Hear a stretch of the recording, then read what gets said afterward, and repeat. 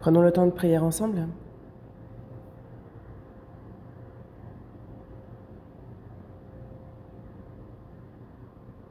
Dieu notre Père, toi qui es saint, gracieux et miséricordieux, tu as sauvé notre âme, notre esprit, tu as fait de nous tes enfants. Et pour cette grâce, nous te remercions sincèrement. Nous qui sommes faibles et imparfaits, c'est par ton amour immuable que tu nous as soutenus, tu nous guides, tu nous élèves, tu nous protèges, et jusqu'à ce que nous entrions dans le royaume des cieux, tu nous conduis, et nous te remercions sincèrement pour cette grâce. Aujourd'hui, mes frères et sœurs, revêtus de la rédemption éternelle par ton sang précieux, sont réunis, et nous te remercions de cette opportunité que tu nous donnes de pouvoir partager la communion sainte. Merci. À travers cette heure, ta parole sainte, qu'elle donne à notre cœur courage, consolation, force, et que notre foi soit fermement établie sur ta parole.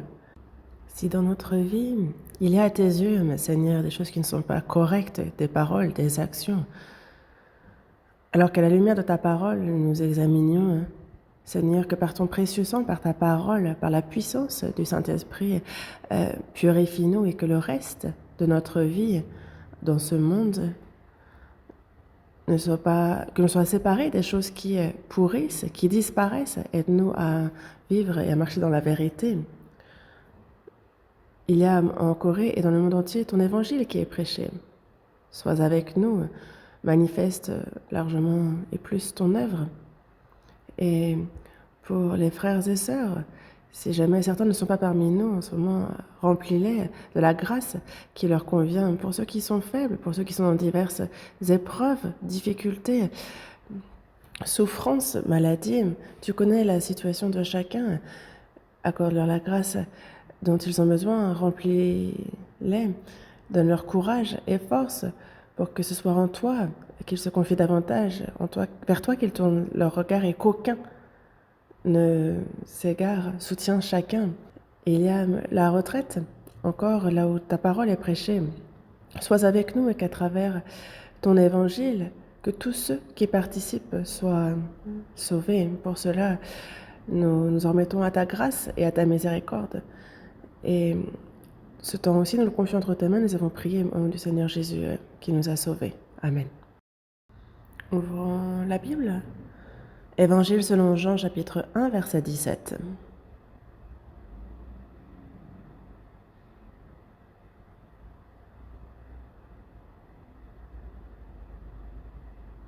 Évangile selon Jean, chapitre 1, verset 17.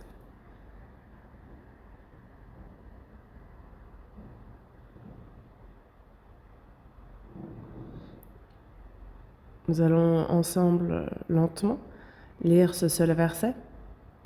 Car la loi a été donnée par Moïse, la grâce et la vérité sont venues par Jésus-Christ. Jusqu'ici?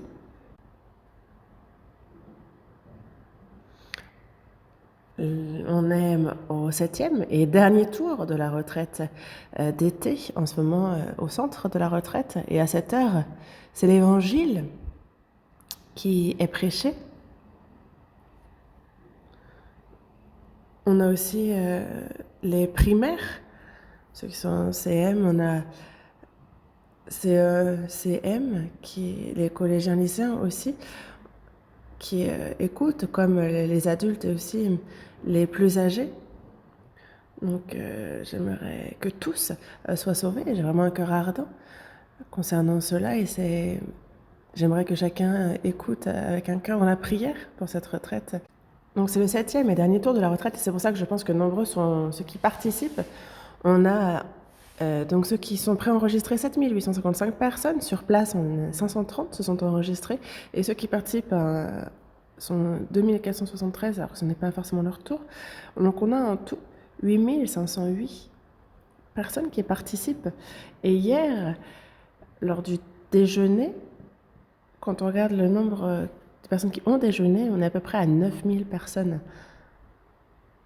Et beaucoup participent au tour qui n'est pas forcément le leur. Et donc, hier, à 9 heures, en termes de voitures et de cars, on était à plus de 2218 voitures et cars. Donc, ça fait un très grand nombre de véhicules. Donc, ceux qui, même jusqu'au dernier moment, ont envie de participer, qui viennent pour un moment. Et c'est vrai que c'est aussi une légère inquiétude, mais Dieu a fait en sorte que l'on puisse tout gérer à chaque tour de la retraite, et donc on rend grâce. Et c'est vrai que en organisant cela, il y a diverses difficultés, mais Dieu aide en proportion. Et les frères et sœurs, c'est volontairement, avec enthousiasme et joie, qu'ils participent au service. Et donc, c'est sans excès que la retraite se passe au mieux. Merci pour vos prières. Et une fois la retraite était finie, un mois après, c'est la retraite d'automne. Donc, merci de vous y retrouver et de beaucoup évangéliser. Beaucoup ont été sauvés lors de la retraite. Et pour ceux en particulier qui viennent de recevoir le salut, j'ai voulu faire un sermon pour vous aider. C'est pour ça que le titre du sermon d'aujourd'hui, c'est « Discerner les choses que Dieu distingue ». Dans la Bible, Dieu distingue beaucoup de choses. Et concernant les choses que Dieu distingue, il nous faut les connaître. Et il nous faut aussi les discerner droitement.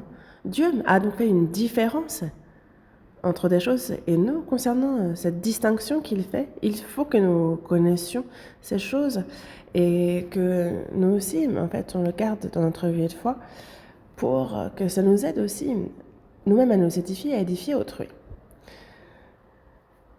C'est pour cela que concernant les choses que Dieu distingue, je pense que si je déroule dans l'ordre, on ne va pas avoir le temps de tout faire, mais j'aimerais aborder plusieurs points. Donc, parmi les choses que Dieu distingue, la première des choses qu'il distingue, c'est la loi et la grâce. Et ça, concernant toute la Bible, donc que ce soit de la Genèse à Apocalypse, Dieu fait une distinction entre la loi et la grâce, et cette distinction est claire. Donc dans le passage principal, on oppose la loi à la grâce. La loi a été donnée par Moïse, la grâce et la vérité sont venues par Jésus-Christ. Donc, si on réfléchit ne serait-ce qu'à une chose, on voit que il a été donné, donc c'est quelque chose de forcé, alors que sont venues, c'est volontaire, c'est d'elles-mêmes qu'elles sont venues, non pas forcées ni contraintes, mais sont venues. Donc la loi et la grâce et la vérité sont différentes déjà en cela. Pourquoi? Parce qu'il y a une réelle différence entre la grâce et la loi. Et donc il nous faut connaître cette différence. Le but même de la loi et le but de la grâce sont différents. Donc il faut connaître cette différence, connaître le but qui est différent et l'appliquer droitement. Et donc ça nous permet d'assurer notre salut personnellement et aussi d'aider pour le salut des âmes d'autrui. C'est pour cela que, en commençant par la loi, ici dans le verset 17, « Car la loi a été donnée par Moïse ». La loi, donc on a la justice et l'amour qui sont les deux principaux attributs de Dieu, mais parmi ces deux principaux attributs, on a la justice. Et la loi manifeste cet attribut. Et c'est quelque chose qui est imposé. L'homme ne sait pas qu'il est pécheur, qu'il a du péché, et c'est pour cela qu'il ne sait pas non plus qu'il doit être jugé par Dieu et qu'il court à la perdition éternelle, qu'il va tomber en enfer. Et c'est pour ça que le but pour lequel la loi a été donnée, c'est afin de savoir que Dieu est saint, qu'il est bon, qu'il est juste, de montrer quel est son caractère, quels sont ses critères. Et donc, c'est afin que l'on découvre nous-mêmes que nous sommes pécheurs face à lui et que nous sommes en position d'être jugés. Et en même temps, que l'on puisse retourner à Dieu et qu'il faut que nous demandions le pardon de Dieu, que l'on devienne ardent concernant le salut. Ça nous a été donné pour la repentance. C'est ça, la loi. Pourquoi la loi nous a été donnée? Pour la repentance. Et c'est pour cela que nous allons chercher plusieurs versets. Romains chapitre 7.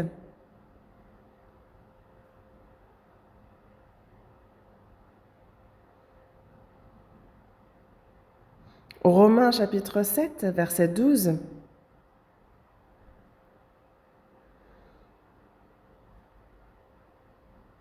Lisons ensemble. La loi donc est sainte, et le commandement est saint, juste et bon.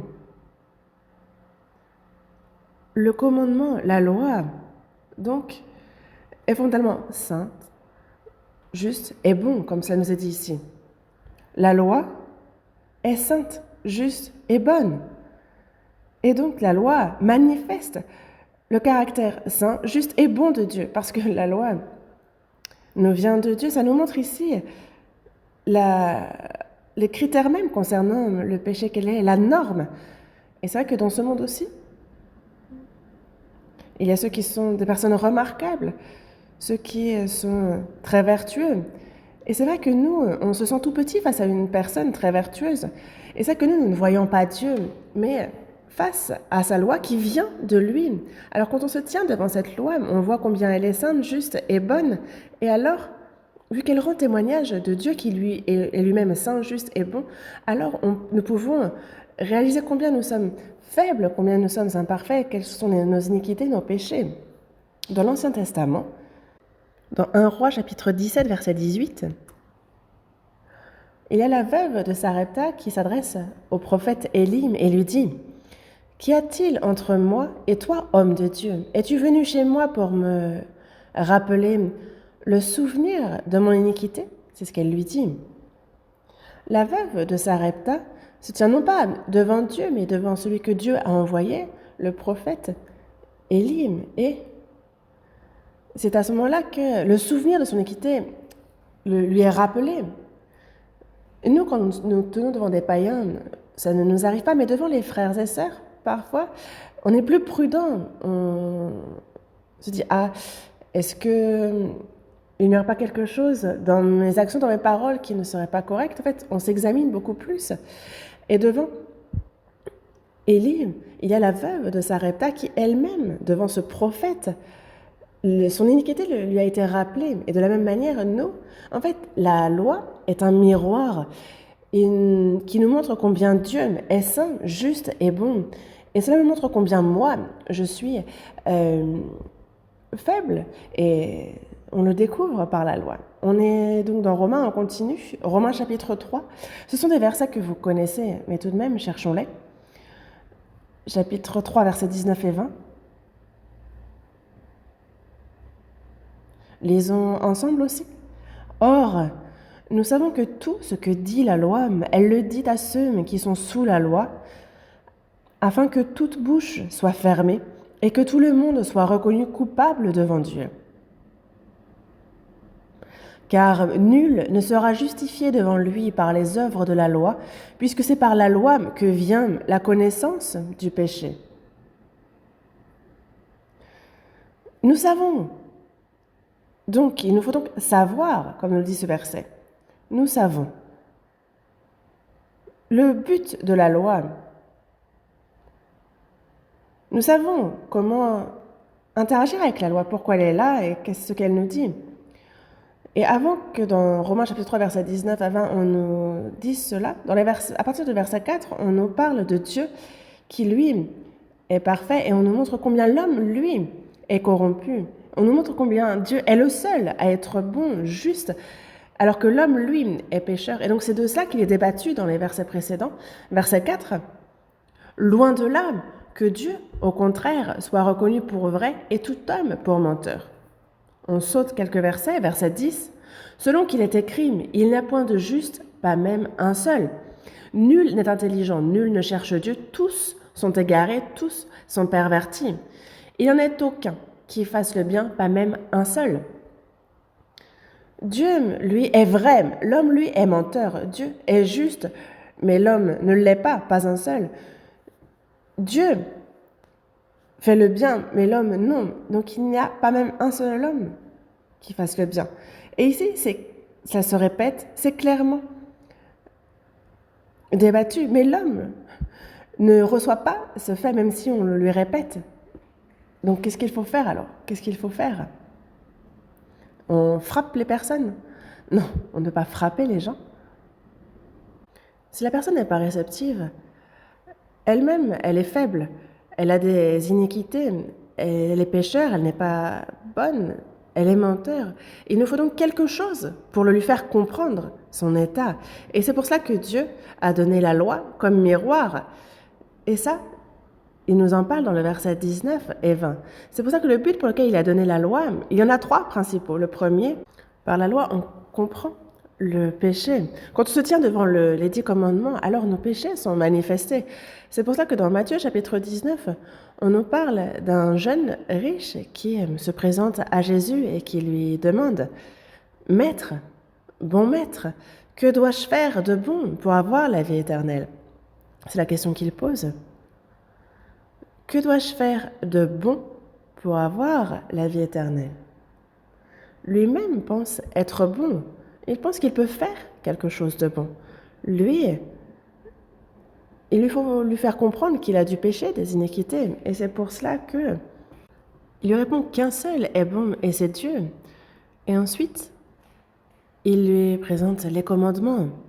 Tu ne tueras point, tu ne commettras point d'adultère, tu ne déroberas point, tu ne diras point de faux témoignages. Honore ton père et ta mère. Et ensuite, pourquoi lui avoir parlé donc des commandements?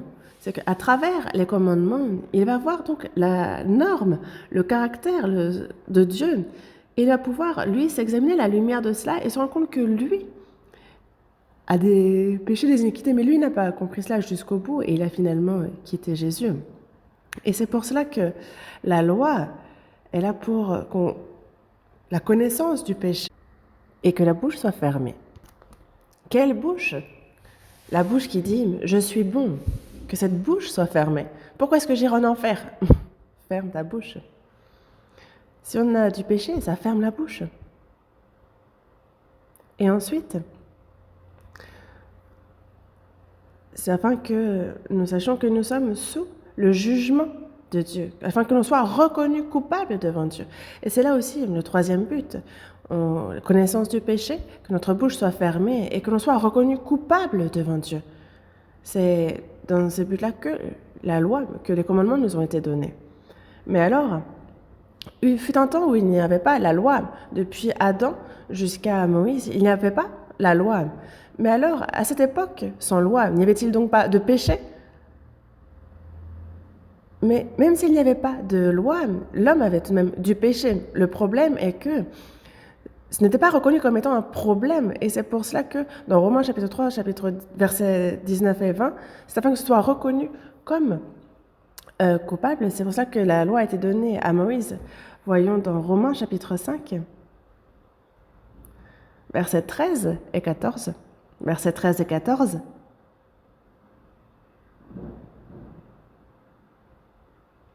Lisons encore ensemble. Car jusqu'à la loi, le péché était dans le monde. Or, le péché n'est pas imputé quand il n'y a point de loi. Cependant, la mort a régné depuis Adam jusqu'à Moïse, même sur ceux qui n'avaient pas péché par une transgression semblable à celle d'Adam, lequel est la figure de celui qui devait venir. Ici, on nous parle que jusqu'à la loi, le péché était dans le monde. Le péché n'était pas imputé quand il n'y avait point de loi. Donc, avant même Moïse, parce que la loi est venue à Moïse, il y avait l'iniquité, le péché. Parce que l'homme a cette nature pervertie, corrompue, et nous en avons hérité d'Adam, tout le monde en hérite, et c'est pour cela que tout le monde naît pécheur avec ce tempérament, ce potentiel pécheur. Le problème est que, certes, il y avait du péché, mais le péché n'était pas imputé. Et c'est ça le problème à l'époque. Et c'est pour ça que dans le verset 14, Cependant, la mort a régné depuis Adam jusqu'à Moïse, même sur ceux qui n'avaient pas péché par une transgression semblable à celle d'Adam, lequel est la figure de celui qui devait venir. Donc d'Adam à Moïse, les hommes, euh, le péché ne leur était pas imputé. Mais est-ce que c'est une époque où il n'y avait pas de jugement? Non, parce qu'il est bien dit que la mort a régné. Dans tous les cas, en fait, concernant le péché, qu'on connaisse le péché ou non, la mort ne peut que régner. Et c'est pour ça que Moïse arrive avec son époque, et donc, par la loi, ceux qui ne reconnaissent à qui le péché n'était pas imputé, désormais, le péché est imputé. Et ça, c'est afin de conduire à l'évangile, que les personnes soient sauvées. C'est pour cela que la loi a été donnée.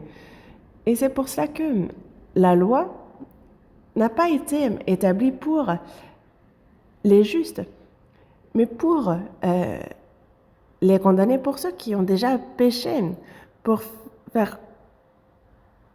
Parce que la personne qui n'a pas compris qu'elle est pécheur, alors elle ne va pas aller vers le sauveur, elle ne va pas aller vers Christ. Et c'est pour cela que la loi conduit à la repentance. Elle a pour but de conduire à Christ. C'est pour cela que la loi a été donnée. Seconde épître à Timothée, chapitre 1. Ah, première épître à Timothée, chapitre 1. Excusez-moi. Première épître à Timothée, chapitre 1, versets 8 à 11. Ces versets, donc ce passage est un peu long, donc je vais le lire.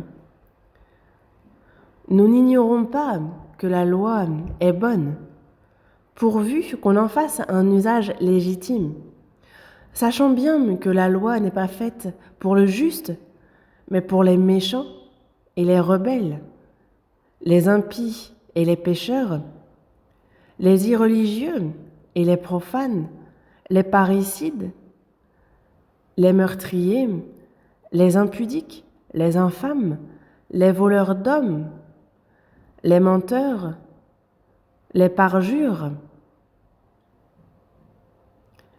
À partir d'ici, on continue à lire ensemble. Et tout ce qui est contraire à la saine doctrine, conformément à l'évangile de la gloire du Dieu bienheureux, évangile qui m'a été confié. Ici aussi, il y a deux buts pour lesquels la loi a été donnée, deux buts qui nous sont ici présentés. Donc on a un usage légitime de la loi. On a ici un but pour lequel Dieu a donné la loi. Et c'est utiliser la loi selon un usage légitime, c'est l'utiliser dans le but pour lequel Dieu l'a donné. Donc, la loi nous ferme la bouche, nous fait comprendre qui est Dieu, son caractère, nous fait comprendre que nous sommes pécheurs. Et les bouches sont fermées, elle nous fait comprendre que nous sommes coupables devant Dieu. C'est pour nous amener à la repentance, nous ramener au Seigneur. C'est dans ce but-là que la loi a été donnée. Mais si on utilise la loi en essayant de l'observer pour aller à Dieu, alors ça, ce n'est pas faire un usage légitime de la loi. Il y a un usage légitime. La loi nous a été donnée pour la repentance. Ça, c'est en faire un usage légitime. Et si on cherche à observer la loi pour entrer au ciel, alors cela, c'est ne pas faire un usage légitime de la loi. On nous présente ici, donc il y a un usage légitime. Parce que nous n'ignorons pas que la loi est bonne. La loi vient de Dieu. Et ça nous manifeste les critères, les standards même de Dieu. Donc la loi est forcément bonne. Nous n'ignorons pas que la loi est bonne pourvu qu'on en fasse un usage légitime, sachant bien que la loi n'est pas faite pour le juste. Donc la première des choses, on voit bien que la loi n'est pas faite pour le juste.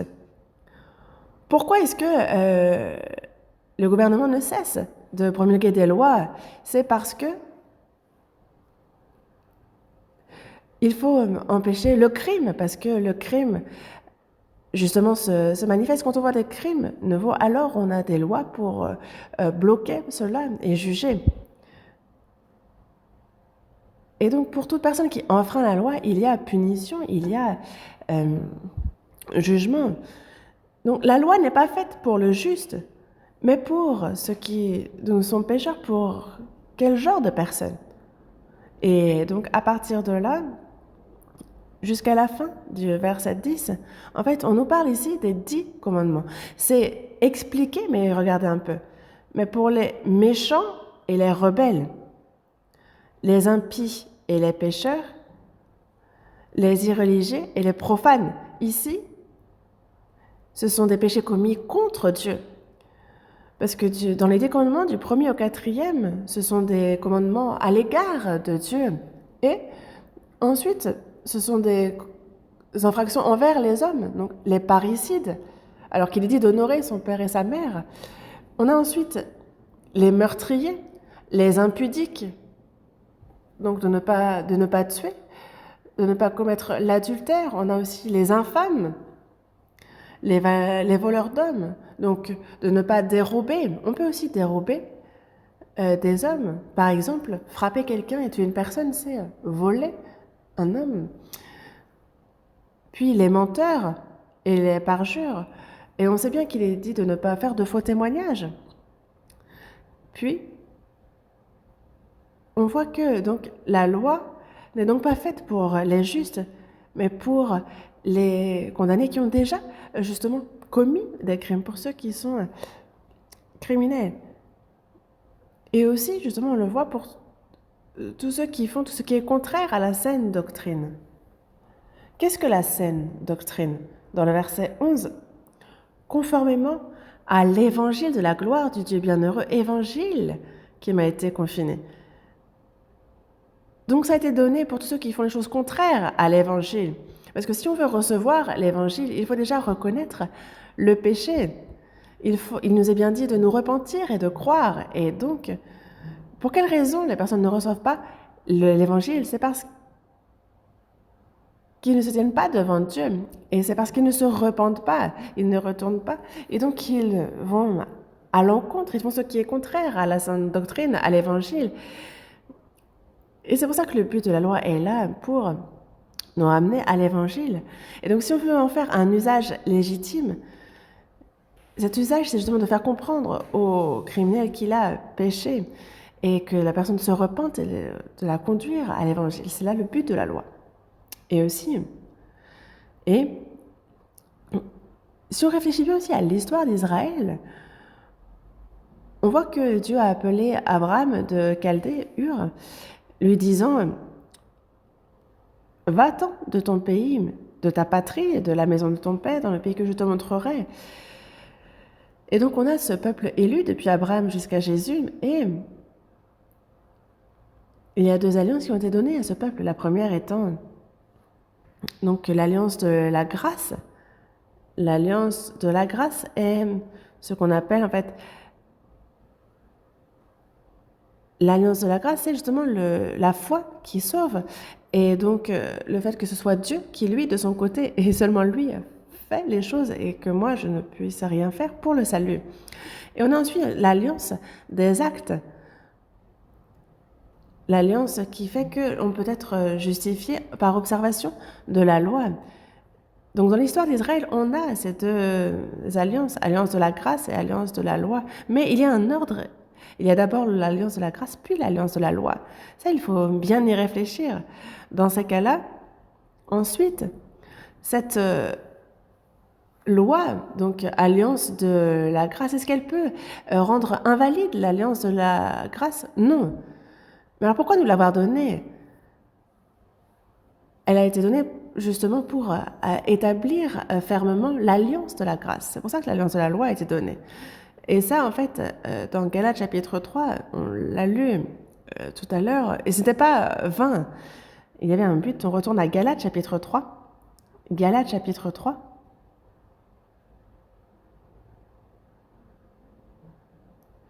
Verset 17.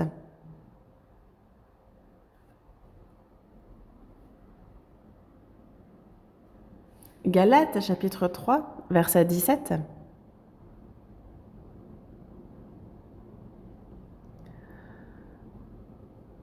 On lit le verset 17, puis le verset 19. Donc on lit le verset 17, puis on passe au verset 19. Si vous y êtes, lisons ensemble lentement. Voici ce que j'entends.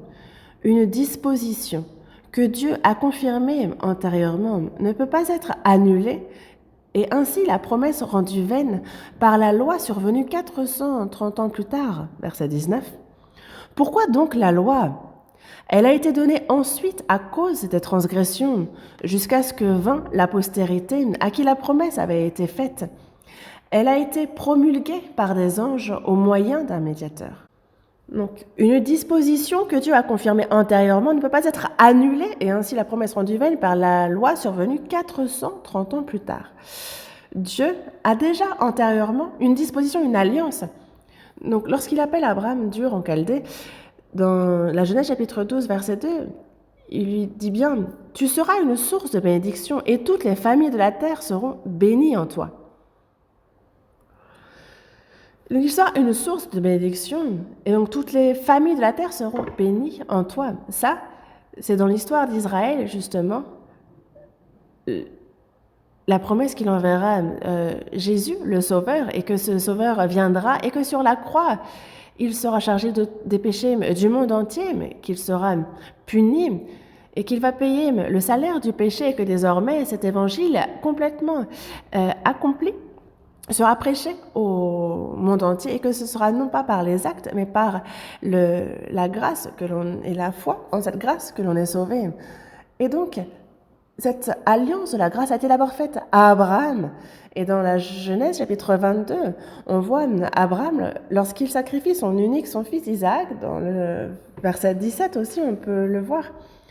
Toutes les nations de la terre seront bénies en ta postérité. Et le temps passe encore, et dans la Genèse, chapitre 26, verset 4, à Isaac aussi, il a été dit que toutes les nations de la terre seront bénies en ta postérité. Donc la postérité, c'est Jésus. Et dans la Genèse, chapitre 28, verset 14 aussi, c'est à Jacob que cette alliance a été réitérée. Toutes les familles de la terre seront bénies en toi et en ta postérité. Et donc, cela se répète, justement, cette alliance de la grâce en la postérité, donc en Jésus. À l'époque de Jacob, ils entrent en Égypte et ils y sont restés combien de temps? Ici, les 430 ans dont on parle, c'est le temps passé en Égypte.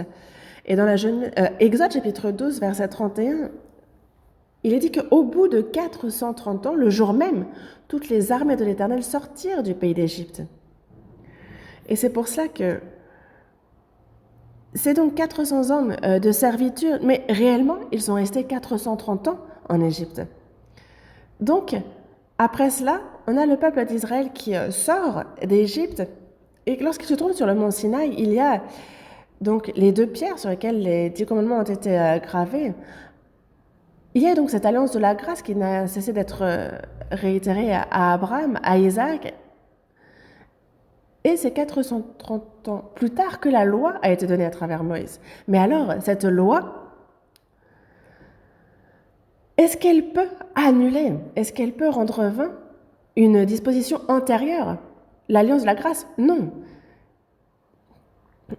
Dieu fait une alliance et on ne peut la rendre vaine. Imaginez, c'est pareil pour les hommes. Alors, imaginez pour une promesse de Dieu. Mais alors, pourquoi la loi? C'est la question qui se pose désormais. Mais alors, pourquoi la loi? Il y a un but à cela. C'est que lorsque le Christ viendra, il faut préparer à pouvoir recevoir le Christ. Verset 19. Pourquoi donc la loi? Pourquoi nous avoir donné la loi? Pourquoi avoir donné la loi après la grâce? Elle a été donnée ensuite à cause des transgressions, afin d'ajouter justement jusqu'à ce que vint la postérité. Donc elle a été promulguée par des anges au moyen d'un médiateur. Et c'est jusqu'à ce que vint la postérité, à qui la promesse avait été faite. À Abraham aussi, il avait été dit que toutes les nations de la terre seront bénies en ta postérité. À Isaac aussi, à Jacob aussi, c'est en ta postérité que toutes les nations de la terre seront bénies. Et cette postérité désigne Jésus, le Christ. Et donc c'est en Christ qu'il donnera la vie, que nous serons sauvés, et c'est la promesse qu'il a faite. Et il est dit que cette loi, elle sera là jusqu'à ce que vint la postérité, donc Jésus, avec sa promesse du salut. Et c'est pour cela que l'histoire d'Israël, durant 2000 ans, c'est une préparation pour que les Juifs reçoivent Christ. Qu'est-ce que cela veut dire? C'est que La loi nous fait comprendre que l'observer ne nous permet de nous tenir devant Dieu, mais elle est là pour nous montrer nos iniquités, nos péchés. C'est dans ce but-là qu'elle nous a été donnée. Mais le peuple d'Israël, lui, en a fait un usage illégitime, pensant l'observer et aller au ciel. Et donc c'est un mauvais usage de la loi. Et c'est pour cela que c'est jusqu'à ce que Christ vienne que la loi est effective. On passe au verset 23. Galates chapitre 3, versets 23 à 25. On lit également ensemble. Avant que la foi vînt, nous étions enfermés sous la garde de la loi, en vue de la foi qui devait être révélée. Ainsi la loi a été comme un pédagogue pour nous conduire à Christ, afin que nous fussions justifiés par la foi. La foi étant venue, nous ne sommes plus sous ce pédagogue. Ici, soyez attentifs, il y a avant que la foi vint, dans le verset 25, il y a la foi étant venue.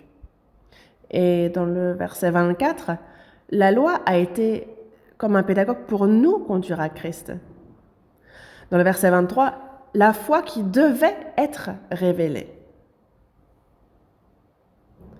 Nous aussi, personnellement, il y a le avant la foi, avant qu'on ait cru, et donc il y a cette foi qui devait être révélée, et il y a ensuite la foi qui est venue, donc après qu'on ait cru. Avant que la foi vint, toute personne est née en Adam, et donc née sous la loi. Et c'est pour cela que nous étions sous la loi, enfermés sous la loi. Nous devions être jugés, nous devions être punis. Et parce que nous sommes nés en Adam, nous sommes en soi nés sous la loi. Et c'est pour cela que la loi est comme un pédagogue pour nous conduire à Christ. Mais si à l'époque de la rédaction de la Bible, un pédagogue, c'est donc un professeur qui prend en soin des enfants de familles aisées. Donc par exemple, il y a un enfant qui est né, il grandit, et jusqu'à ce qu'il entre à l'école, il y a donc un pédagogue, donc un professeur qui s'occupe d'enseigner les bases aux enfants avant qu'ils n'entrent à l'école. Et dans Galates chapitre 4, verset 2, on nous parle aussi de tuteur, d'administrateur, donc c'est aussi le rôle de la loi. Et nous aussi, nous sommes nés en Adam et nous sommes nés sous la loi. Et à travers la loi, nous découvrons le péché et qu'il nous faut retourner à Dieu. Ça, on en vient à le connaître et alors ça nous guide, ça nous conduit à Christ. Et c'est à travers la loi qu'on découvre nos iniquités. Et comme lorsqu'on est sale, on se lave à l'eau, de même, la loi nous fait découvrir nos péchés, nos iniquités, et alors elle nous conduit naturellement à Christ qui nous sauvera. Et on reçoit le pardon de nos péchés une fois à Christ. Et donc, la foi étant venue, ceux qui sont sauvés désormais ne sont plus sous ce pédagogue. Donc, ne sont plus sous la loi, c'est ce que cela veut dire. C'est pour cela qu'après notre salut, il n'y a plus de condamnation, nous ne sommes plus sous ce pédagogue, sous la loi, nous en sommes parfaitement sortis. Donc, la loi a pour but ce que nous venons de voir. La loi, il faut en faire un usage légitime, savoir connaître cette loi, mais savoir aussi dans quel but elle a été donnée et l'utiliser de manière légitime. On comprend qu'il y a du péché à travers la loi, que nous sommes en position d'être jugés. Et ceux qui savent cela sont conduits à Christ. Et alors pour eux, il y a le salut. Et le salut est une grâce. C'est cette grâce qui nous sauve. On retourne à Jean chapitre 1, verset 17.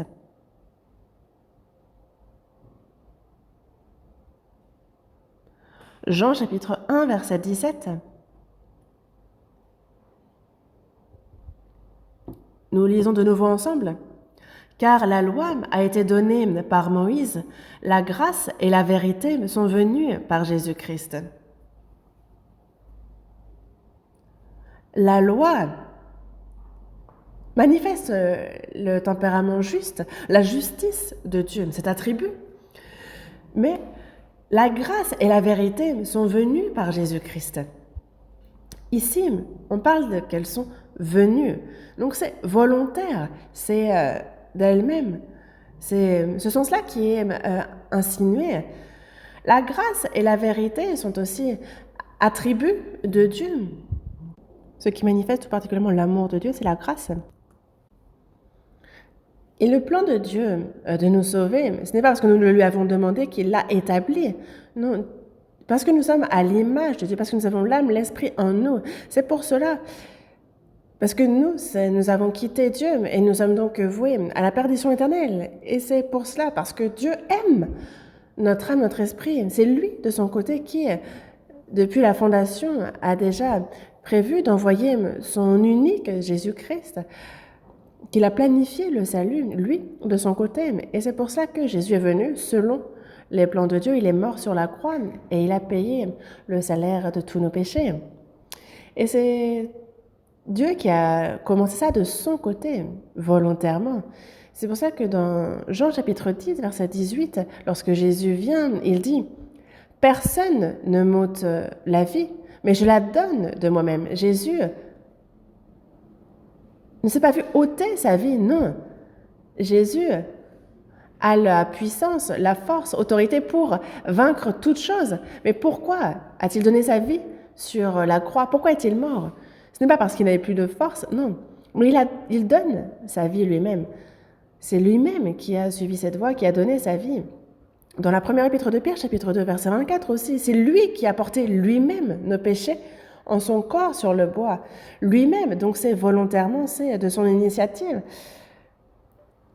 Il a porté lui-même nos péchés en son corps sur le bois. Pour quelle raison? C'est l'amour qu'il y a poussé dans Jean chapitre 3, verset 16.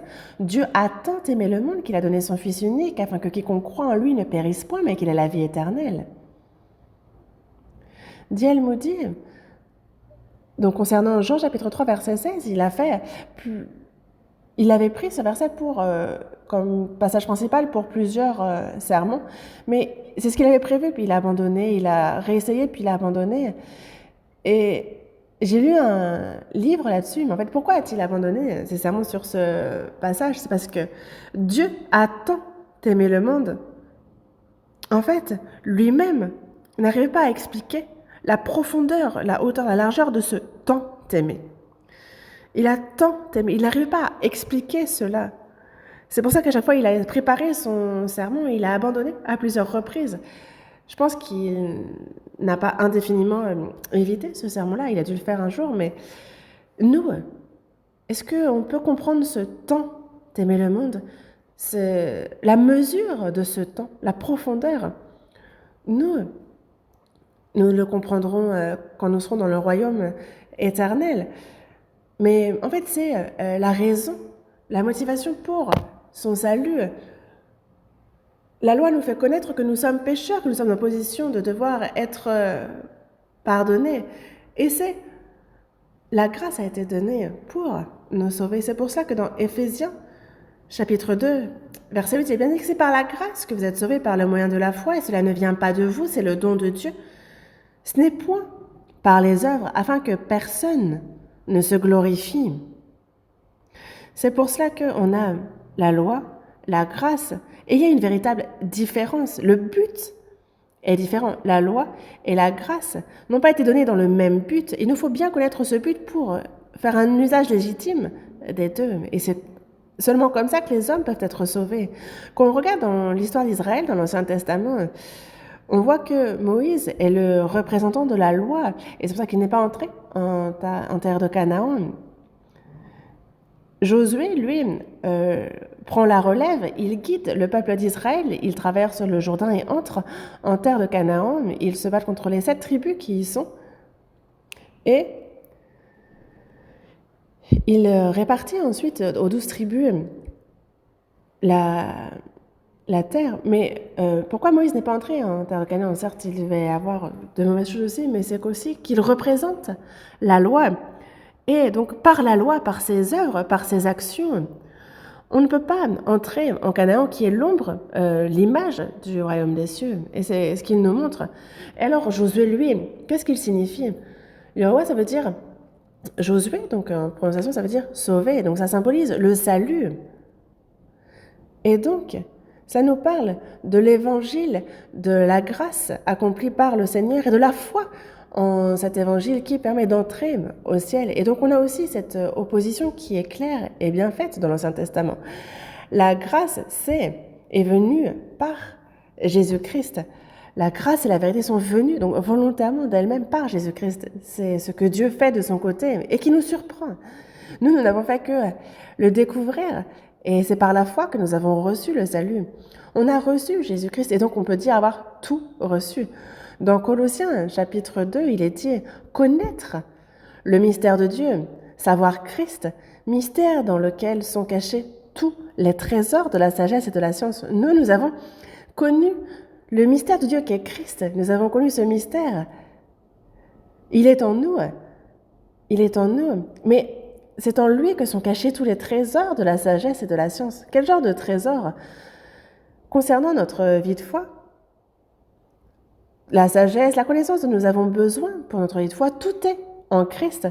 Et nous, quand nous serons entrés dans le royaume des cieux éternel, tout est en Jésus-Christ, tout nous sera donné. Alors, à travers Christ, nous pouvons comprendre qui est Dieu.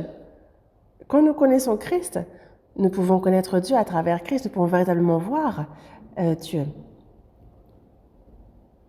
Et donc, la grâce et la vérité sont venues par Jésus-Christ. Ça nous a été donné par la grâce. Ainsi, Moïse et l'apôtre Paul. Moïse et les saints sauvés. Quand on compare ainsi, Moïse et le ministère de la condamnation et l'apôtre Paul pour avoir témoigné de l'évangile de la grâce dans ce sens. Et donc c'est le ministère du salut, de la justice. Le ministère de la condamnation tue et le ministère de la justice rend la vie. Mais de même, il y a donc cette différence. Ainsi, Moïse, il a ce ministère de la condamnation, mais ça manifeste aussi le tempérament, les attributs, les critères de Dieu. Mais parce que le ministère de la justice manifeste la grâce, il est bien plus glorieux. Et donc nous, de même, comme l'apôtre Paul, même nous avons reçu, nous, cette grâce, et nous sommes désormais ceux qui prêchons cette grâce. Et donc c'est pour nous très glorieux, et il nous faut vraiment réfléchir profondément à combien c'est grand ce qui nous a été confié. Voyons dans la seconde épître aux Corinthiens, chapitre 3.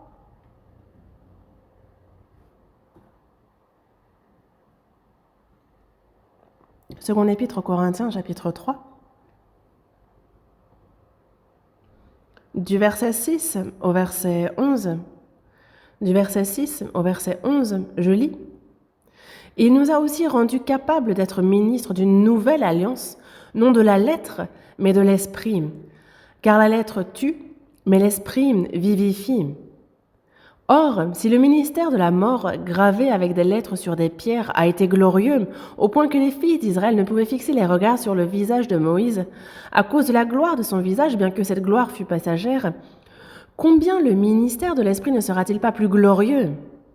Si le ministère de la condamnation a été glorieux, le ministère de la justice est de beaucoup supérieur en gloire. Et sous ce rapport, ce qui a été glorieux ne l'a point été à cause de cette gloire qui lui est supérieure.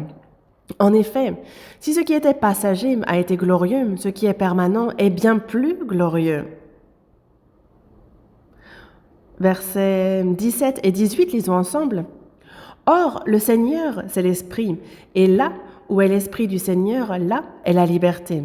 Nous tous qui, le visage découvert, contemplons comme dans un miroir la gloire du Seigneur, nous sommes transformés en la même image de gloire en gloire, comme par le Seigneur l'Esprit. Ici, dans la seconde épître aux Corinthiens, chapitre 3, du verset 6 au 11, Moïse est le ministère de la condamnation et l'apôtre Paul, le ministère de la grâce.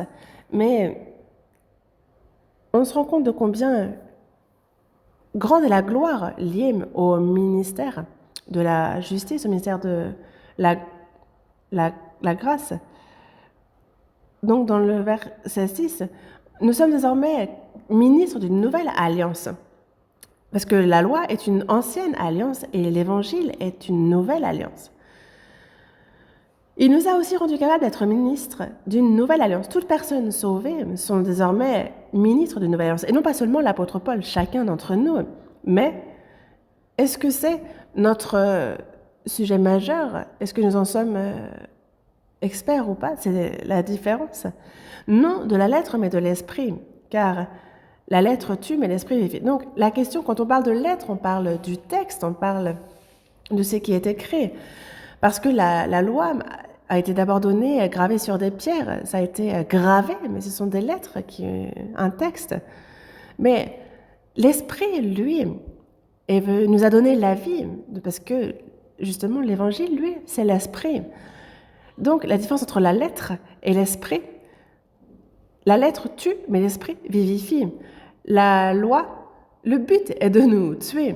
Qu'est-ce qu'on entend par là? Elle nous fait connaître le péché, elle ferme notre bouche, elle nous rend coupables devant Dieu, donc elle nous tue. Mais la grâce, l'Esprit, lui, vivifie. Cet esprit qui était mort, l'Esprit vivifie. Et donc on a le ministère de la mort qui est gravé avec des lettres sur des pierres. La loi avait été gravée sur des pierres. La grâce, elle, c'est dans notre cœur, par l'Esprit qu'elle a été gravée. C'est gravé dans notre cœur. Et donc, le ministère de la mort a été glorieux, mais au point que les fils d'Israël ne pouvaient fixer les regards sur le visage de Moïse à cause de la gloire sur son visage, mais bien que cette gloire fût passagère. Mais alors, combien le ministère de l'Esprit ne sera-t-il pas plus glorieux? Oui, puisque le ministère de la condamnation, de la loi, manifeste Dieu, c'est glorieux aussi, mais le ministère de l'Esprit, de la justice, est bien plus glorieux, puisque ça manifeste la grâce de Dieu. Dans Exode chapitre 34, on voit justement que Moïse passe 40 jours en communion avec Dieu, et donc il a son visage qui manifeste la gloire de Dieu, et donc lorsqu'il redescend, il y a justement son visage qui est illuminé, et le peuple d'Israël voit cela, mais ils ont été dans la crainte, ils ont eu peur. Moïse a bien vu que c'était une gloire passagère, il sait très bien que le temps va passer et qu'il va retrouver son visage et son éclat normal, mais c'est parce qu'il était avec Dieu que son visage s'éclaire ainsi. Et c'est donc passager, il sait que c'était passager, c'est pour ça qu'il s'est voilé le visage. Parce que déjà le peuple était dans la crainte, mais aussi parce que c'est une gloire passagère. Cette gloire fut passagère. Ici, c'est important, le passager. La loi a une gloire passagère, mais la grâce, elle, c'est une gloire éternelle, permanente. Ici, donc, combien le ministère de l'Esprit ne sera-t-il pas plus glorieux? Si le ministère de la condamnation a été glorieux, le ministère de la justice est de beaucoup supérieur en gloire. La loi, au final, conduit à la condamnation. Au final, c'est l'enfer. Mais la grâce, elle, donc le ministère de la justice, nous sommes justifiés par la grâce, par la foi en cette grâce. Nous sommes justifiés, ça transforme notre vie. Le ministère de la justice est de beaucoup supérieur en gloire. Et sous ce rapport, ce qui était glorieux ne l'a point été à cause de cette gloire qui lui est supérieure. En effet, si ce qui était passager était glorieux, ce qui est permanent est bien plus glorieux. Donc on a cette comparaison encore entre la loi et la grâce. Et on nous montre donc également la comparaison entre le passager et le permanent. Et ce qui était passager a été glorieux. C'est passager. Ce n'est pas que la loi va disparaître, mais c'est qu'il y a cette gloire passagère qui était sur le visage de Moïse pour un temps et qui l'a couvert. Mais la gloire que reçoivent ceux qui sont sauvés est permanente. Pourquoi? Verset 17, il est dit que le Seigneur, c'est l'Esprit. Et là où est l'Esprit du Seigneur, il est la liberté. Nous aussi, il nous a non seulement sauvés, mais en plus, il nous libère petit à petit de ce monde et de ses liens. Et donc, nous tous, qui le visage découvert, contemplons comme dans un miroir la gloire du Seigneur. C'est vrai, encore maintenant, nous voyons la gloire du Seigneur. Et on va grandir et on verra toujours plus cette gloire. Et une fois transformés, alors nous verrons le Seigneur dans sa gloire et nous serons éternellement avec le Seigneur. Il y a ce chemin. Et c'est pour cela que on a la loi, la grâce qui ont une différence distincte, un but différent. La gloire de la grâce est bien plus grande que la loi. Et nous, la grâce, nous l'avons reçue. Nous avons reçu le salut par la foi en la grâce. Et ça fait de nous quelqu'un de précieux. Et il faut en être fier. Il faut considérer cela comme vraiment glorieux. Mais comment vivre alors en conséquence? Est-ce qu'il ne faut pas prêcher cela? On a eu à cette reprise la retraite d'été où on a sué, on s'est donné de la peine, on a fait des efforts. Et donc, on a eu diverses difficultés. Lors du 6e tour, il y a 2500 voitures, plus, qui sont entrées sur le parking. Parmi ceux du service du parking, font le service en sueur, et certains sont même exténués. Pourquoi? Parce qu'il faut les mettre en ligne, mais c'est vraiment éprouvant. Ça ne peut qu'être éprouvant. Il y a plus de 1000 voitures qui arrivent, donc imaginez. En plus, il n'y a même pas où se stationner. Et donc, c'est vraiment, en plus, il faut chercher où mettre les voitures. Pourquoi? Parce que, en fait, la grâce qu'on a reçue est si grande et si précieuse. C'est pour ça qu'on supporte. Et on a donc une claire différence entre la loi et la grâce. Il nous faut la connaître. Parce que nous, désormais, nous ne sommes plus sous la loi. Nous sommes désormais sous la grâce. Il y a Christ qui est en nous. Et ça, il faut vraiment être reconnaissant, s'en réjouir et faire tout ce qu'on peut pour le prêcher. Et il y a une différence entre le vivant et le mort. Aux yeux de Dieu, il y a les morts et il y a les vivants. Et il y a une différence distincte entre les vivants et les morts.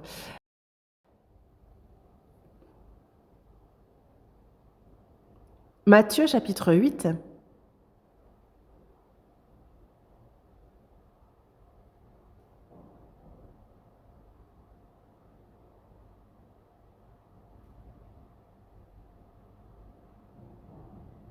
Versets 21 et 22. Versets 21 et 22. Lisons ensemble. Un autre d'entre les disciples lui dit « Seigneur, permets-moi d'aller d'abord ensevelir mon père. » Mais Jésus lui répondit « Suis-moi et laisse les morts ensevelir leurs morts. »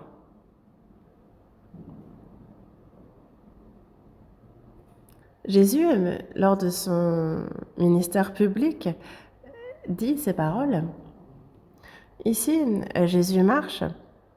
Et dans le verset 19, il y a un scribe qui s'approche et qui lui dit « Maître, où te suivrai? Je te suivrai partout où tu iras. » Et Jésus, dans le verset 20, lui répond « Les renards ont des tanières et les oiseaux du ciel ont des nids, mais le Fils de l'homme n'a pas où reposer sa tête. » Et donc il rejette sa proposition. Le scribe veut le suivre, mais Jésus refuse. Parce que le Fils de l'homme n'a pas où reposer sa tête. Parce que le Seigneur veut entrer dans cette personne, mais il n'a pas où poser sa tête dans cette personne. Ça s'applique à l'Église, ça s'applique à l'individu. Et donc il a rejeté le scribe. Mais dans le verset 21, un autre d'entre les disciples lui dit « Seigneur, permets-moi d'aller d'abord ensevelir mon père. » Jésus lui répondit « Suis-moi et laisse les morts ensevelir leurs morts. » Le disciple s'adresse à Jésus « Permets-moi d'aller d'abord ensevelir mon père, et ensuite je te suivrai. » Et Jésus lui répond « Laisse les morts ensevelir leurs morts. Toi, suis-moi. » Et ce sont des propos difficiles qu'il a tenus. On écoute, et si on écoute en diagonale, on ne comprend pas trop. Est-ce qu'il faut laisser des morts nettoyer les morts? Non, ce n'est pas ce qu'il veut dire ici. Il nous parle de deux morts distinctes. C'est ce à quoi il fait allusion. On a les morts.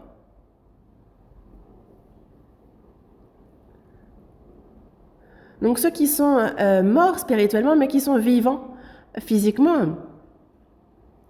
Ensevelir leurs morts. Ceux qui sont morts physiquement.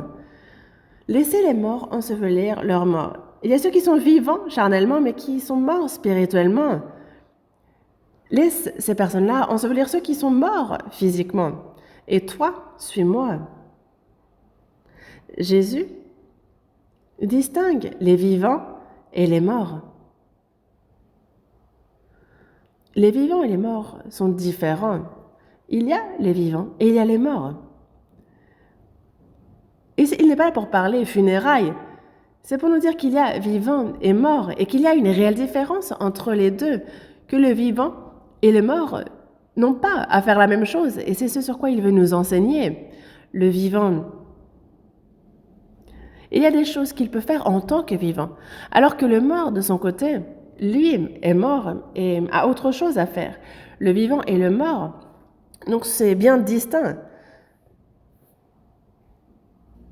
Et donc il n'y a pas seulement la mort charnelle, il y a la mort spirituelle. Ça, il faut le savoir. Dans le Jardin d'Éden, dans la Genèse chapitre 2, verset 17, Dieu s'adresse à Adam lui disant « Tu ne mangeras pas de l'arbre de la connaissance du bien et du mal, car le jour où tu en mangeras, tu mourras. » C'est ce qu'il lui dit. Mais Adam désobéit à la parole de Dieu, et même s'il a mangé de l'arbre de la connaissance du bien et du mal, ce jour-là, il n'est pas mort charnellement, il a vécu jusqu'à 930 ans. Mais alors, lorsqu'il a dit « Le jour où tu en mangeras, tu mourras », est-ce que ça veut dire que c'est faux, la parole de Dieu? Est-ce que c'est Dieu qui a menti? Ça ne peut pas être le cas. Adam, le jour où il en a mangé, il a bien quelque chose qui est mort. Il a commis le péché, il a désobéi à la parole. Et si son corps a vécu jusqu'à 930 ans, charnellement, son âme, son esprit est mort. Et donc, il nous faut savoir qu'il y a une mort spirituelle. Ézéchiel chapitre 18. Ézéchiel chapitre 18, verset 4.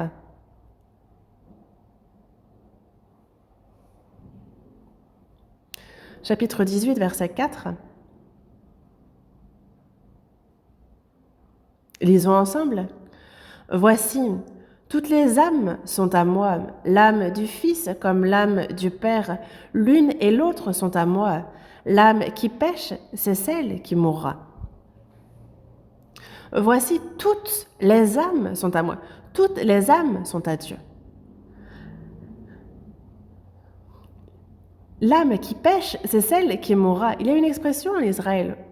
Ce sont les pères qui ont mangé des raisins verts, mais ce sont les enfants qui ont eu mal aux dents. En fait, c'est une expression qui reste. Et Dieu a dit qu'il ne permettra pas à cette expression de se tenir, parce que désormais, il parle du fait que chacun mourra pour ses péchés. Verset 20, on voit que ça se répète. Lisons ensemble. L'âme qui pêche, c'est celle qui mourra. Le fils ne portera pas l'iniquité de son père, et le père ne portera pas l'iniquité de son fils. La justice du juste sera sur lui, et la méchanceté du méchant sera sur lui. L'âme qui pêche, c'est celle qui mourra. Nous, une chose qu'il nous faut savoir, c'est qu'il n'y a pas que la mort charnelle. Il y a aussi, à cause du péché, l'âme de l'homme qui meurt. Toute personne, depuis leur naissance, sont morts en Adam spirituellement. Au final, nous sommes nés avec cette nature pervertie. Nous avons cette nature pécheresse et nous péchons de notre vie. Pourquoi Jésus est venu sur terre? C'est justement pour sauver cette âme, cet esprit. Il est venu en esprit vivifiant pour nous redonner la vie. Première épître aux Corinthiens, chapitre 15, verset 45. Première épître aux Corinthiens, chapitre 15, verset 45.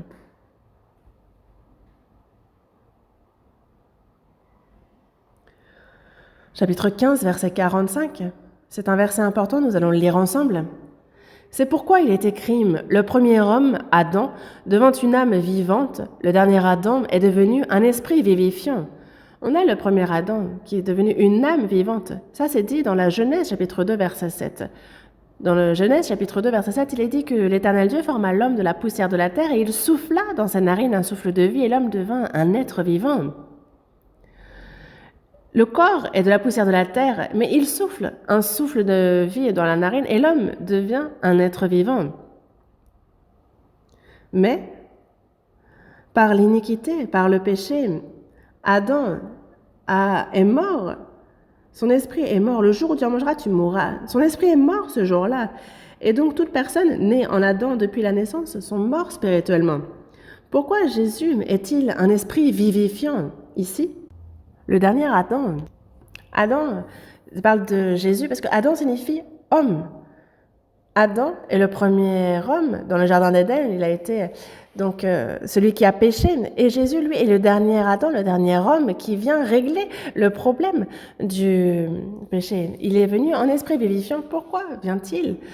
A-t-il fallu qu'il vienne en esprit vivifiant? C'est parce que il existe bel et bien donc tous ces hommes morts spirituellement en Adam, nés pécheurs.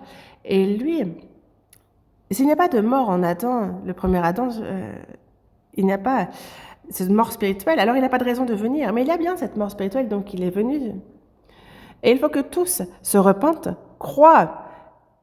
Et parce que l'esprit, l'âme est morte à cause du péché, lorsque, avec l'aide du Saint-Esprit, on croit en la rédemption du péché, alors on peut revenir à la vie. C'est pour ça que dans Éphésiens chapitre 2, verset 1, il dit « Vous étiez morts par vos offenses, par vos péchés, vous étiez morts. » Et donc, il vous a rendu la vie. Comment a-t-il rendu la vie? Dans Ésaïe chapitre 55, verset 3, « Prêtez l'oreille et venez à moi, écoutez, et votre âme vivra. » Comment est-ce que votre âme vivra? Si on prête l'oreille, si on écoute, alors on revient à la vie. Mais qu'est-ce qu'il nous faut? Écoutez. Comment la bourse? Non, c'est l'Évangile. Car dans l'Évangile, il y a la rédemption des péchés. Comment Jésus, par son sang, a pardonné tous nos péchés. On nous parle donc de Christ, de Jésus, et c'est quand on prête l'oreille à cela, quand on écoute, alors nous pouvons être sauvés.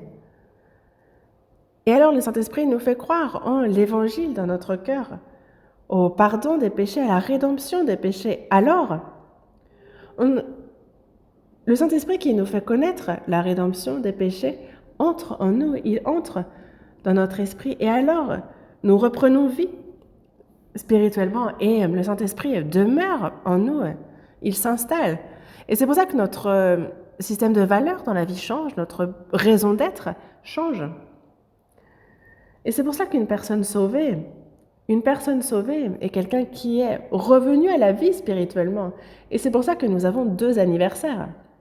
Le premier, pour la naissance charnelle, lorsque nous sommes sortis du ventre de notre mère, et aussi lorsque nous avons reçu la rédemption de nos péchés et que nous l'avons compris par le Saint-Esprit, lorsque nous sommes devenus enfants de Dieu, que nous avons repris vie spirituellement.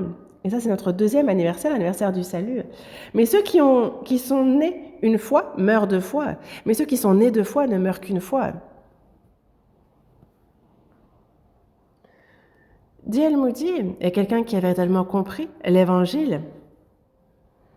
Il était enseignant à l'école de l'Église et on lui a fait écouter l'Évangile et il a entendu l'Évangile et il a reçu avec certitude la foi, le pardon des péchés. Il était tellement dans la joie qu'il a écrit une lettre à sa mère lui disant tel jour, telle date, tel mois, telle année, je suis né du ventre de maman, je suis content, mais je suis aussi né de nouveau. Moody est né en 1837, il a reçu le salut en 1855.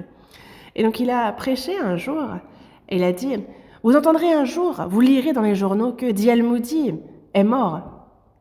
Mais ne croyez pas cela. Moi, D.L. Moody, je serai on ne peut plus vivant à ce moment-là. En 1837, moi, je suis né charnellement, mais en 1855, je suis né par l'esprit. Et ce D.L. Moody-là ne mourra pas, il vivra éternellement. Et c'est un serment qu'il a tenu. Une personne qui a un seul anniversaire meurt 2 fois, mais une personne qui a 2 anniversaires de naissance ne meurt qu'une fois. On n'a pas à connaître la seconde mort qui est l'enfer. Et c'est pour ça que, aux yeux de Dieu, il y a les morts et les vivants. Les morts et les vivants sont différents, clairement. La personne sauvée est quelqu'un qui va vivre éternellement. La personne qui a reçu le salut, même si la personne vit dans la chair, Dieu considère qu'il est vivant. Et c'est parce qu'il est vivant qu'il lui dit de se lever de se réveiller. Voyons dans Éphésiens chapitre 5, verset 14.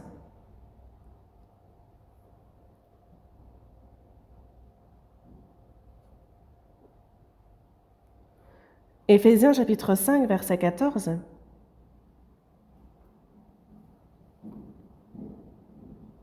Lisons ensemble.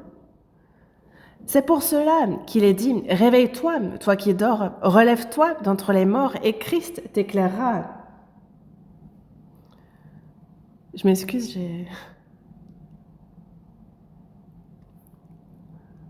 C'est pour cela qu'il est dit, réveille-toi, toi qui dors, relève-toi d'entre les morts et Christ t'éclairera. De qui on parle ici?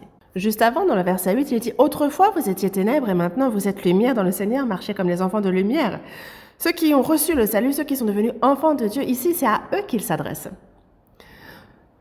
Toi qui dors, il ne dit pas toi qui es mort. Même si la personne est sauvée, si sa foi, si elle est retombée dans la chair, il ne lui dit pas toi qui es mort, il dit toi qui dors. Qu'est-ce qu'il veut dire par là? Celui qui dort peut se réveiller parce qu'il est vivant. Dieu le considère comme vivant. Réveille-toi, toi qui dors, relève-toi d'entre les morts et Christ t'éclairera. Et vous, on marche tellement qu'on est fatigué. Et c'est le soir, je m'endors, je me lève le matin et autour de moi, je me rends compte qu'il y a de nombreux cadavres. Imaginez combien vous êtes surpris, vous vous rendez compte que vous êtes affalé parmi les cadavres. Vous êtes endormi au milieu des morts. Mais Dieu, lui, même si le vivant est parmi les morts, aux yeux de Dieu, il reste vivant. Toi qui dors, relève-toi. Il y a donc une vraie différence entre les vivants et les morts. Et le vivant et les morts n'ont pas à faire la même chose. Et nous, qui sommes vivants, si nous avons notre esprit, notre âme qui sont revenus à la vie, alors il nous faut vivre comme il se doit en tant que vivant. Parce que notre système de valeurs est différent, notre raison d'être aussi. Il nous faut désormais vivre comme il se doit en tant que vivant. Et il nous faut faire ce qu'on a à faire parmi les morts. Et donc c'est à ça qu'il nous faut réfléchir. Et autre chose également, il y a une véritable différence entre croire et en venir à croire. Du côté de l'homme, il y a croire, et du côté de Dieu, il y a faire croire. Il y a une véritable différence. Croire, c'est moi qui cherche, qui ai cette volonté de croire. Mais en venir à croire, c'est Dieu qui, lui, de son côté, ouvre mon cœur, me fait comprendre les choses et vraiment me fait croire et me donne la vie. C'est ce que cela désigne. Et c'est pour cela que il y a croire et en venir à croire. Il y a une différence. Et c'est vraiment Dieu, de son côté, qui ouvre notre cœur, qui justement nous scelle du Saint-Esprit. Il y a vraiment l'œuvre du Saint-Esprit. Ça, on peut réfléchir. Dans la Bible, on nous parle du fait d'en venir à croire. Actes chapitre 16.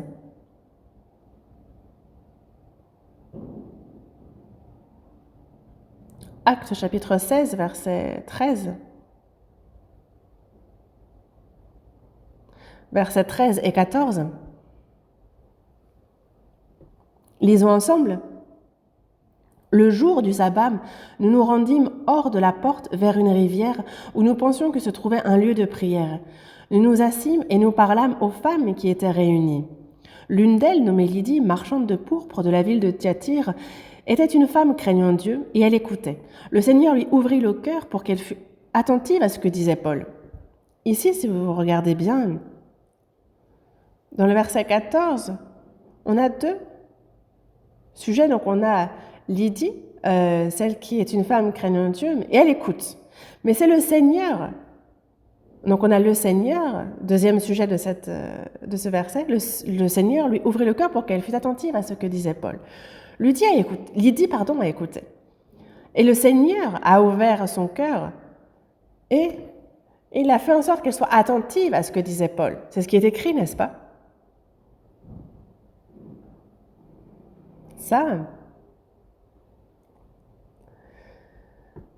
C'est une foi reconnue par le Saint-Esprit. Il faut que l'homme écoute. Il faut que l'homme ouvre son cœur pour écouter. Et Dieu, lorsque le cœur de l'homme est légèrement ouvert, il l'ouvre largement. Il fait en sorte que la personne soit, par le Saint-Esprit, qu'elle comprenne. Et alors, dans la Bible, on a justement cette foi qui devait être révélée. On va retourner justement. On a vu ce passage déjà dans Galates, chapitre 3, verset 23.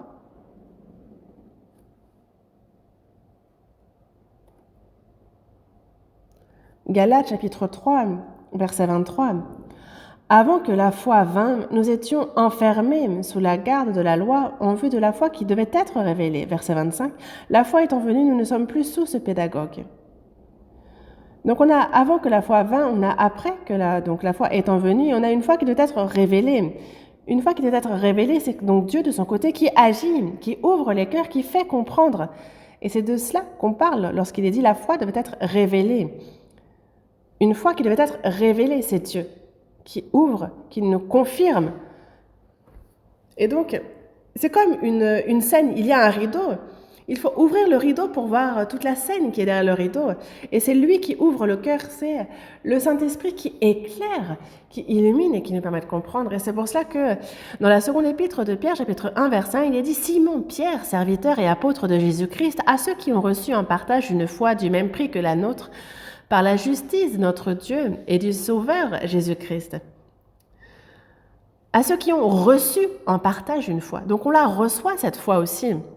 Et c'est pour ça que dans Jude, chapitre 1, verset 3, il dit ici « Je me sens obligé de le faire afin de vous exhorter à combattre pour la foi qui a été transmise au sein une fois pour toutes. » Il y a cette foi qui a été transmise, que Dieu a donnée. Et il faut donc que l'homme reçoive. On reçoit un partage. Elle nous a été transmise. Elle a été révélée. Donc que ce soit une foi révélée, que ce soit une foi reçue en partage, que ce soit une foi qui a été transmise, dans tous les cas, c'est Dieu qui donne cette foi. C'est lui qui... Et donc il y a cette foi qui agit par le Saint-Esprit. Et il nous faut cette foi-là pour le salut.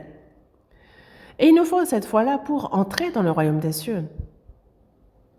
Mais dans la Bible, on nous parle aussi, et ce, à de nombreuses reprises, on fait référence à de mauvaises foi. Et il y a ceux qui cherchent à croire, ceux qui, de leur propre volonté, cherchent à croire. Des fois, c'est le contenu auquel ils croient qui n'est pas bon. Nous, il faut que l'on soit clair concernant la foi que nous avons. Et d'autant plus que le Seigneur revient et que son retour s'approche. Dans Timothée, chapitre 1, verset 19, il nous est dit de garder la foi et une bonne conscience, parce que cette conscience, quelques-uns l'ont perdue et ils ont fait naufrage par rapport à la foi. Et lorsqu'il y a naufrage, les passagers meurent. Ils meurent, se noient. Lorsqu'on fait naufrage, on meurt noyé. De même, avec une foi qui a fait naufrage, on ne peut aller au ciel. Il y a ceux qui ont abandonné une bonne conscience. Ils ont perdu et ils ont fait naufrage par rapport à la foi. Mais si on a véritablement la foi, alors là, on retrouve une bonne conscience. Le Saint-Esprit entre en nous et parce qu'il est en nous, désormais notre conscience retrouve son but et ses fonctions primaires. Une bonne conscience, c'est pour ça que nous cherchons Dieu et que nous discernons le péché. Mais les personnes se disent sauvées et ils ont perdu la conscience.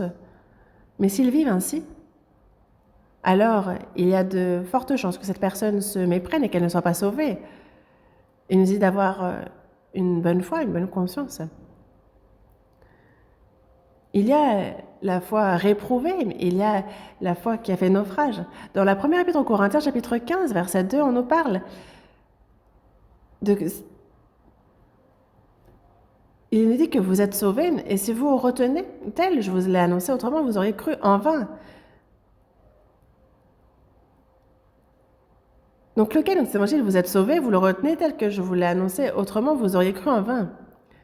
Et donc la foi que nous avons reçue, la foi du salut, c'est Dieu qui nous garde aussi dans cette foi-là. Mais il y en a pour qui certains, ils s'appuient sur eux-mêmes. Et ce n'est pas la foi dont nous parle la Bible. Dans la seconde épître à Timothée, chapitre 3, versets 7 à 8, on nous dit « Apprenons toujours et ne pouvons jamais arriver à la connaissance de la vérité. De même que Janès et Jambres s'opposèrent à Moïse, de même ces hommes s'opposent à la vérité étant corrompus d'entendement, réprouvés en ce qui concerne la foi. » C'est ce qui nous est dit. Il y a aussi des fois réprouvés. On a l'impression au départ que la personne croit, mais le temps passe et finalement ils vont à l'encontre de la vérité, ils s'y opposent, ils sont corrompus d'entendement et réprouvés en ce qui concerne la foi. Il y a aussi cette foi réprouvée. Et dans Jacques chapitre 2, il y a aussi la foi vaine. Dans Jacques chapitre 2, verset 18, il est dit « Moi, mais quelqu'un dira, toi tu as la foi et moi j'ai les œuvres. Montre-moi ta foi sans les œuvres et moi je te montrerai la foi par mes œuvres. » On a ce verset. Ah, tu crois qu'il y a un seul Dieu, tu fais bien. Les démons le croient aussi et ils tremblent. Tu crois qu'il y a un seul Dieu, oui, mais tu n'es pas le seul. Les démons aussi. Et regardez, les démons ont reconnu Jésus. C'est pas vraiment la personne possédée qui a reconnu, c'est vraiment plutôt le démon dans la personne qui l'a reconnu. Et ils connaissent bien le Seigneur. Ah, pourquoi viens-tu avant ton temps? Tu viens me chercher? Fils de Dieu. En fait, les démons, les esprits n'ont pas cessé de s'adresser ainsi à Jésus. Tu crois qu'il y a un seul Dieu, tu fais bien, les démons le croient aussi et ils tremblent. Donc il faut non seulement croire, mais il y a l'aide du Saint-Esprit pour la repentance, pour la foi. Et lorsque l'on croit véritablement d'après une foi selon la Bible, alors notre vie change. C'est pour cela que dans Actes, chapitre 2, verset 26, dans Jacques, chapitre 2, verset 26, il est dit « Le corps sans âme est mort, de même la foi sans les œuvres est morte. » Il y a aussi la foi sans les œuvres. Dans Jacques aussi, il ne cesse de nous parler des foi qui ne permettent pas d'aller au ciel, des mauvaises foi. Voyons dans Matthieu, chapitre 13. Matthieu, chapitre 13.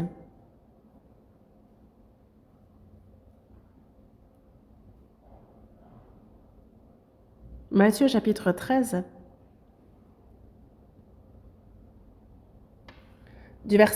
À partir du verset 18, je vais lire.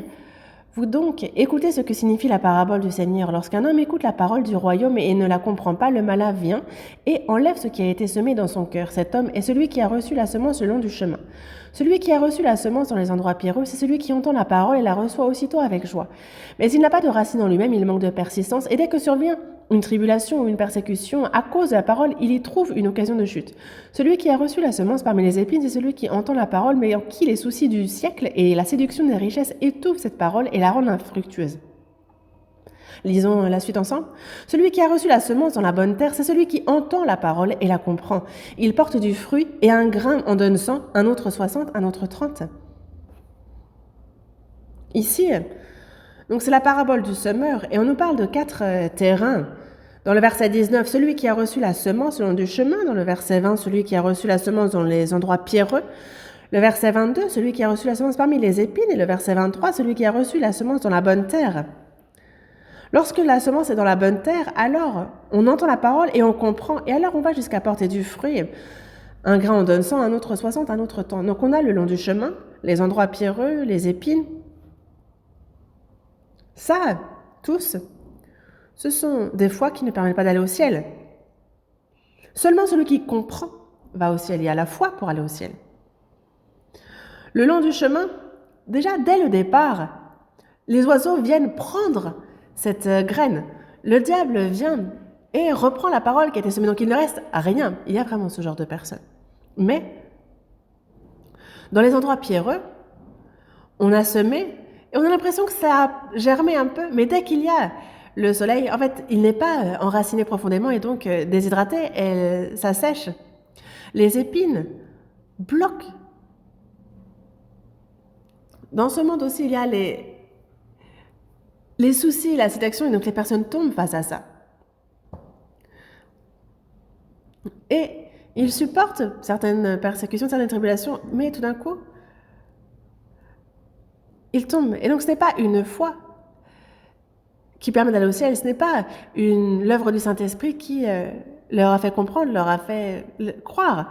Le seul bon terrain, c'est dans la bonne terre. C'est là qu'ils entendent et qu'ils comprennent, que le Saint-Esprit permet de comprendre. Et en quoi c'est important de comprendre? Versets 13 et 14. C'est pourquoi je leur parle en parabole, parce qu'en voyant, ils ne voient point, et qu'en entendant, ils n'entendent ni ne comprennent. Et pour eux s'accomplit cette prophétie d'Ésaïe. Vous entendrez de vos oreilles et vous ne comprendrez point. Lisons ensemble. Vous regarderez de vos yeux et vous ne verrez point. Ils écoutent, mais ils ne comprennent point.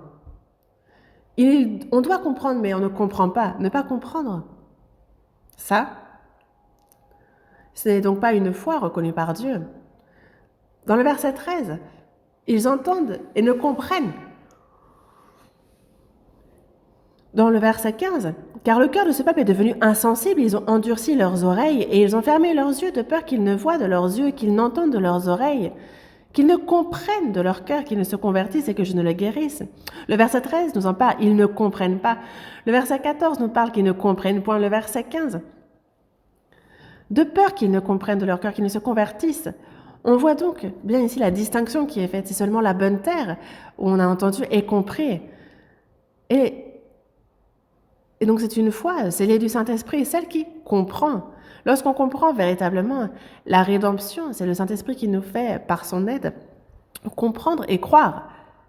Et le Saint-Esprit donc entre dans cette personne, et cette personne change, et donc son système de valeurs, ses valeurs et sa raison d'être changent. C'est lié. Alors, certaines personnes, donc ce n'est pas cette volonté de vouloir croire, mais la vraie foi, c'est donc celle que Dieu donne, de faire comprendre. Et certains disent alors, ah ben j'attends que la foi vienne. Mais ça, ce n'est pas correct non plus. Écoutez bien. C'est parce qu'on a la volonté de croire qu'il en vient à nous faire croire. Ce n'est pas que de vouloir croire est une mauvaise chose. Non. Que nous dit la Bible? Il nous est dit de croire, croire, croire, croire. Et la volonté de l'homme est nécessaire. De notre côté, il nous faut ouvrir notre cœur, chercher à écouter l'Évangile, chercher à comprendre. On a besoin de cette volonté de notre part, mais quand on a un cœur vraiment ardent, quand on a cette volonté de croire, quand on espère, quand on cherche en l'Éternel, alors vraiment, le Saint-Esprit va jusqu'à nous faire comprendre, jusqu'à nous faire croire. C'est ceux qui ont cette volonté de croire à qui il fait croire. Avoir cette volonté de croire n'est pas une mauvaise chose. Romains chapitre 10. Ouvrons la Bible à Romains chapitre 10. Romains chapitre 10, versets 9 et 10.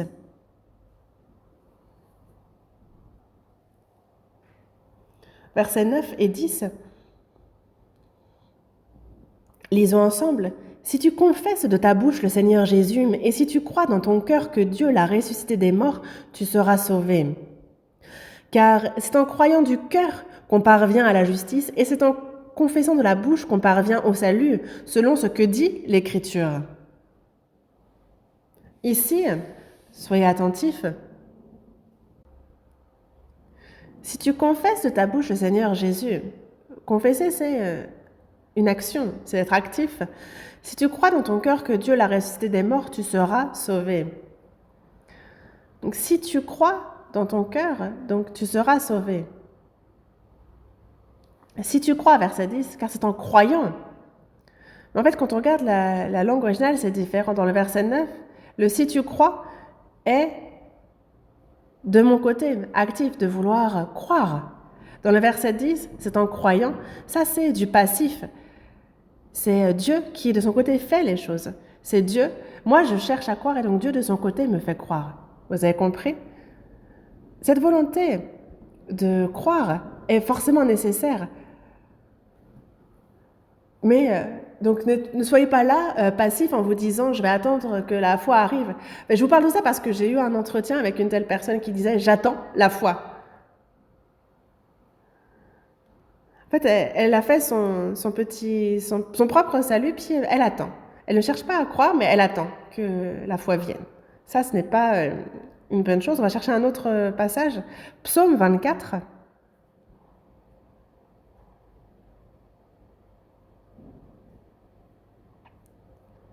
Psaume 24.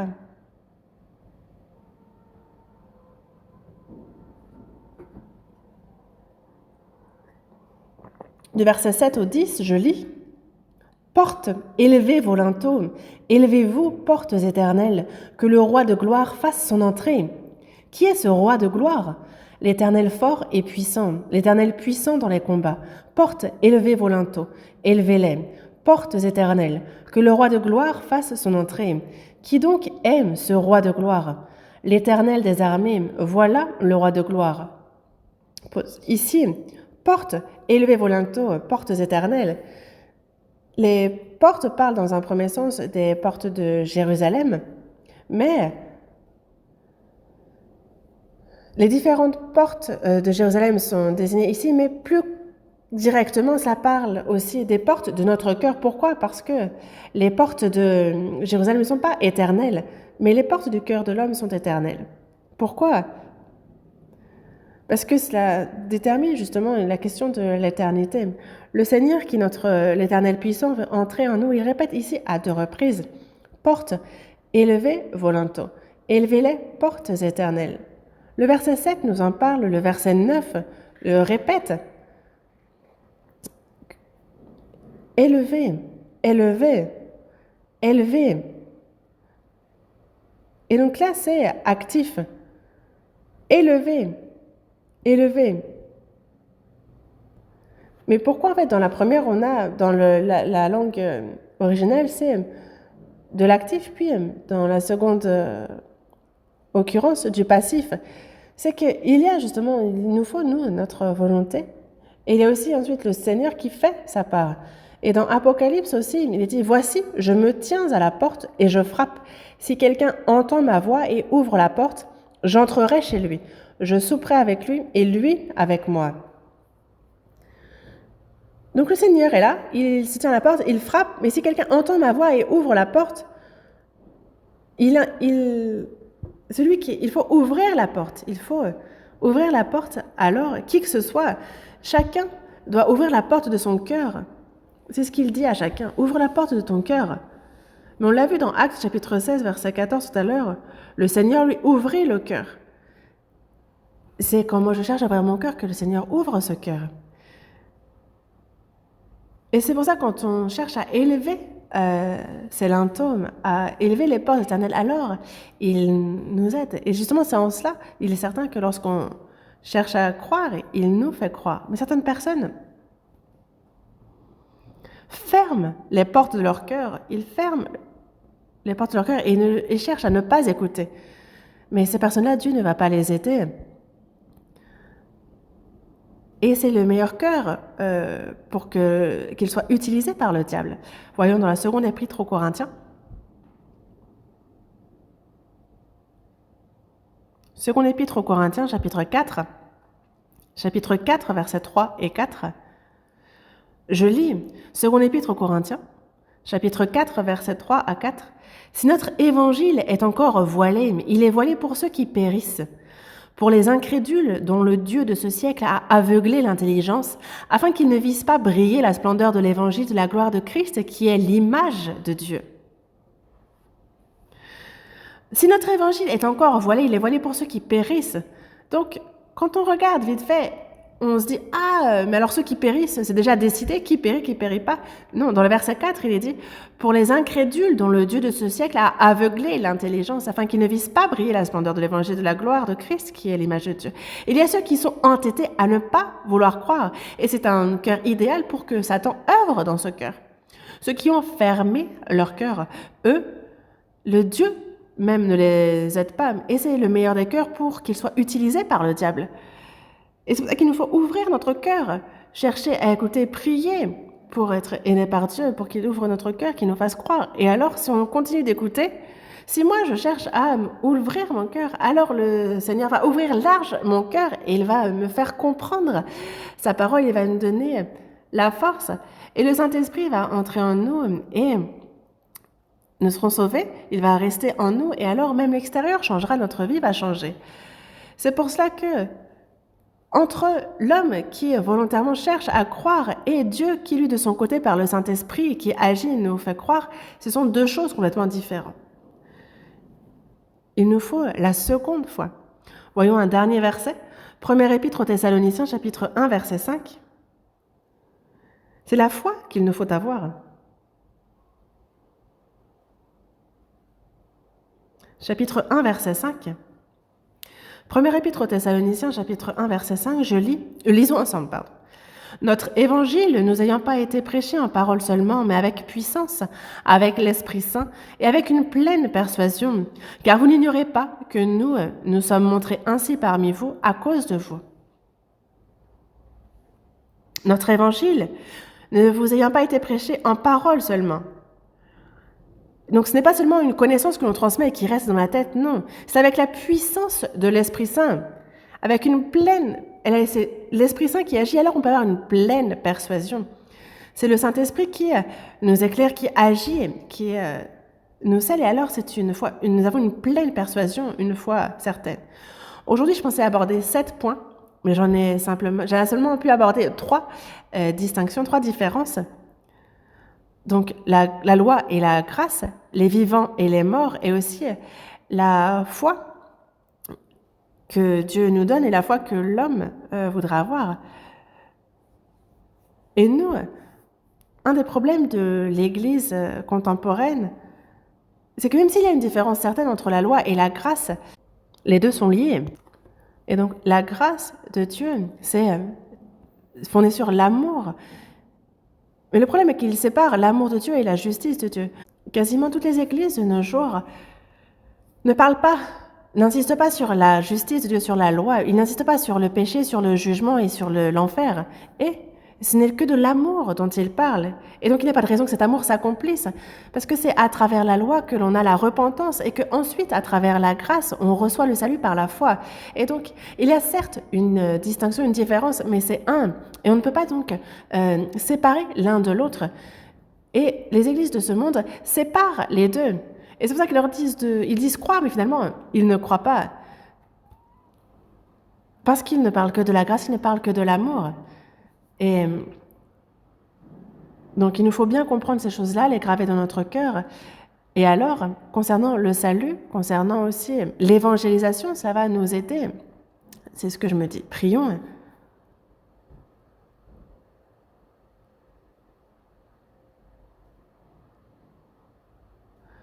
Dieu notre Père, toi qui abondes en grâce et en amour, toi qui es grand, merci.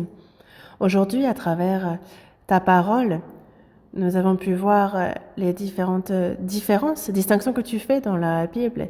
Et merci pour ce temps précieux de communion.